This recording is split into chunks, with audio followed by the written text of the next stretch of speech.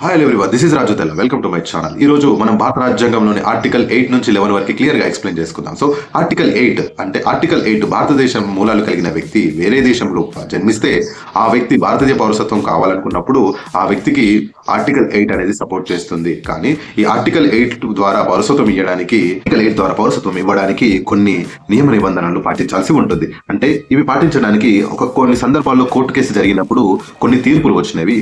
దాంట్లో ఫస్ట్ వచ్చేసి 1961లో ఆర్టికల్ 8 ఇది ఆటోమేటిక్ సిటిజన్షిప్ ఇవ్వదు అని. ఎందుకంటే దీన్ని నువ్వు ఎంబసీలో అంటే భారత రాయబార సంస్థ అంటే విదేశాల్లో ఉన్నటువంటి భారత రాయబారాలు అదే భారత ఎంబసీ అండ్ భారత కాన్సులేట్ లో నమోదు చేయించుకోవాలి అని ఈ కోర్టు ఆర్టికల్ 8 ని ప్రొసీజర్ రైట్ అని స్పష్టం చేసింది. అంటే దీనికి ఒక ప్రొసీజర్ ఫాలో అవ్వాల్సి ఉంటుందని ఈ కోర్టు యొక్క తీర్పులో వెలువడింది.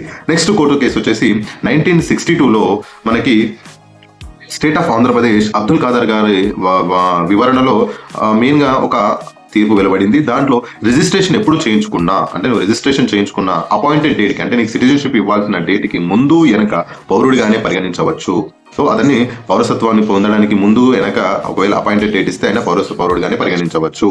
సో ఆ తర్వాత నెక్స్ట్ 1962లో ఇంకో కేసులో ఇది ఆర్టికల్ 8 ద్వారా ఫారిన్ కంట్రీలో నివసించే ఇండియన్స్ కి మాత్రమే ఈ ఆర్టికల్ 8 ద్వారా పౌరసత్వం తీసుకోవచ్చు అని కోర్టు యొక్క తీర్పుని వెలువడించింది. అది ఎప్పుడంటే 1962 Azhar Ahmad union of India కేసులో.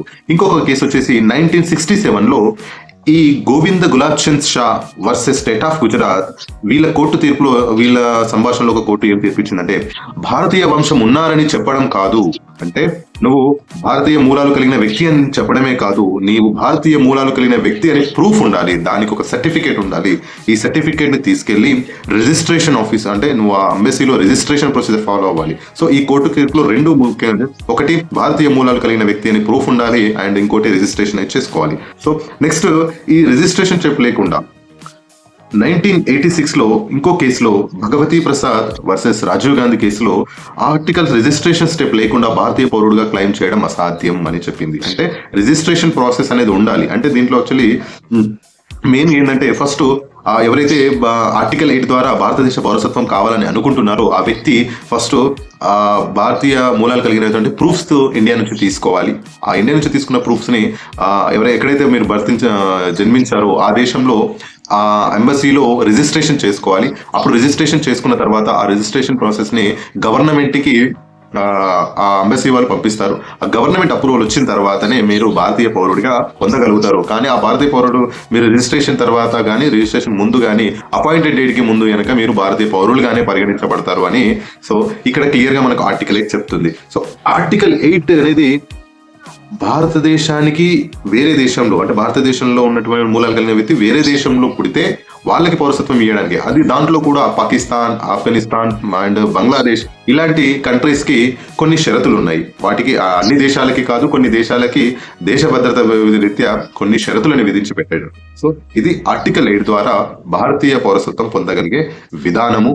అది ఫారిన్ కంట్రీలో పుట్టిన వ్యక్తులకి మాత్రమే. సో అంతకుముందు అంటే ఈ రాజ్యాంగం అమలులోకి వచ్చిన నుంచి అప్పుల్లో ఉన్నా కానీ ఇప్పుడు భారతీయ మూలాలు కలిగిన వ్యక్తి ఫారిన్ కంట్రీలో ఉన్నారు అంటే ఆ పర్సన్ కి మనం ఇండియా నుంచి ఆ పౌరసత్వానికి సంబంధించినటువంటి ఒక స్టేటస్ కార్డ్ ని ఇస్తారు. అదే పర్సన్ ఆఫ్ ఇండియన్ ఆరిజిన్ అంటే POI. So person of Indian origin అనే స్టేటస్ కార్డు ఇంతకుముందు ఇచ్చేవారు, కానీ దాన్ని తర్వాత మార్చేశారు. ఇప్పుడు OCI గా తీసుకొచ్చారు. OCI అంటే overseas citizen of India.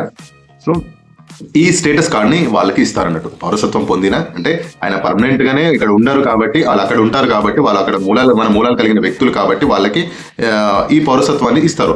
So దీని ద్వారా వాళ్ళకి ఒక కార్డుని ఇస్తారు. ఆ కార్డ్ స్టేటస్ ద్వారా వాళ్ళు ఏం చేస్తారంటే వాళ్ళు ఇక్కడికి రావచ్చు, భారతదేశంలో ఉండొచ్చు అండ్ మళ్ళీ వెళ్ళొచ్చు, వాళ్ళు అక్కడ కూడా ఉండొచ్చు.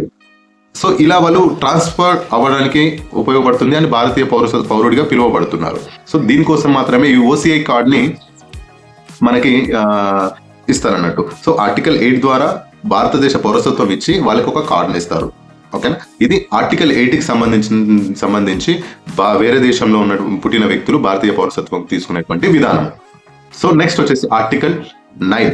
ఆర్టికల్ 9 అనేది మనకి రెండు పౌరసత్వాలు ఉండకూడదు అని క్లియర్ గా చెప్పేటువంటి ఆర్టికల్. అంటే ఏదైనా వ్యక్తి భారతదేశ పౌరసత్వం కలిగి ఉన్న వ్యక్తి ఇంకే దేశ పౌరసత్వము ఉండకూడదు.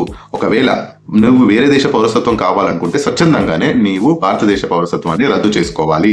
రద్దు చేసుకొని నువ్వు వేరే దేశ పౌరసత్వం తీసుకోవాలి. అందుకోసమే ఈ ఆర్టికల్ 9 క్లియర్ గా చెప్తుంది. ఆర్టికల్ 9 క్లియర్ గా 2 పౌరసత్వాలు ఒక వ్యక్తికి ఉండకూడదు అని క్లియర్ గా మెన్షన్ చేయడం జరిగింది. Next article 10.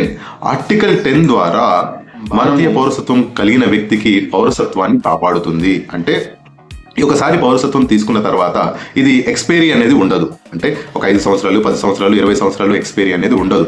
భారతదేశంలోని భారత రాజ్యాంగం అమలులో ఉన్నన్ని రోజులు భారతదేశ పౌరసత్వం పొందిన వ్యక్తికి ఆ పౌరసత్వం కొనసాగుతూనే ఉంటుంది. ఈ will continue the citizen for Indian. So అలా ఈ ఆర్టికల్ 10 అనేది మనకి ప్రొవిజన్ ని ఇస్తుంది. అదేవిధంగా ఆర్టికల్ 11.